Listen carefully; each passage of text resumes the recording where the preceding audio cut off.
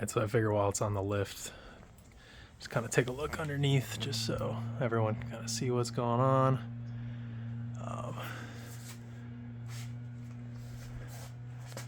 So crossbar here, I had to make a custom crossbar to clear the oil pan.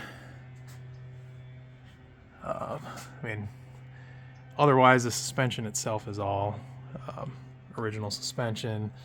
The drag link underneath here for the steering had to be relocated, which kind of helps with the bump steer on these Mustangs. So relocating it actually kind of was a slight benefit. But other than that, yeah, like I said, 2.3 liter Ecoboost and then 10-speed 10R80. It's got 3-inch exhaust running all the way from the back of the turbo. It's it is a full 3-inch cat. It's an aftermarket catalytic converter.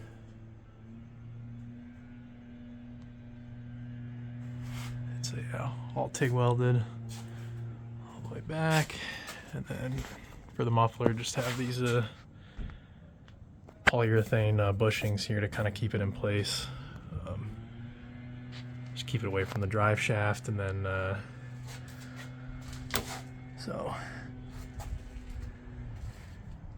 Then as far as the transmission mount goes, this is an F-150 transmission mount, and then I designed those brackets from the 10R80 to this mount and plasma cut those. But otherwise, yeah, it uses the stock cross member. Just slight clearancing on the holes there. And then 8.8. This one was out of a 2000 Mustang, and then ended up having to shorten that and then use Fox length axles on it with flanges that accept the I want to say 97 to 2001, or could be wrong on that, but accepts the rotors from the newer style Mustang SN95. 327 gearing. The rear end was all rebuilt when I shortened it, so all new bearings, new gear, everything. And then the exhaust,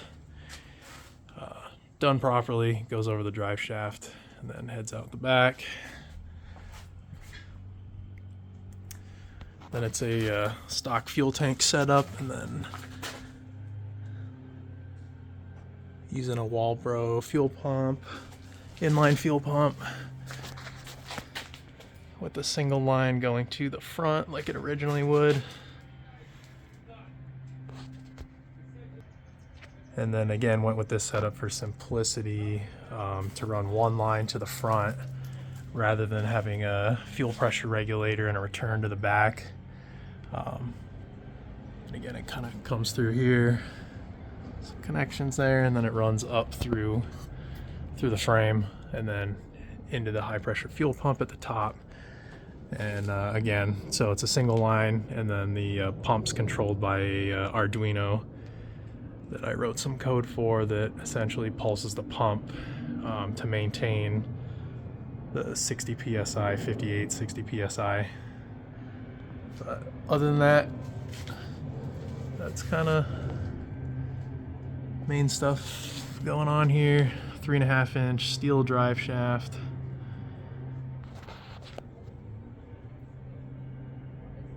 That's it. Just got a few things like emergency brake, gonna hook up to these to the disc setup here. Just gotta make some cables and test that out. But other than that, just some fine tuning, get this thing completely done, get the interior back in, and it'll be a sweet daily driver.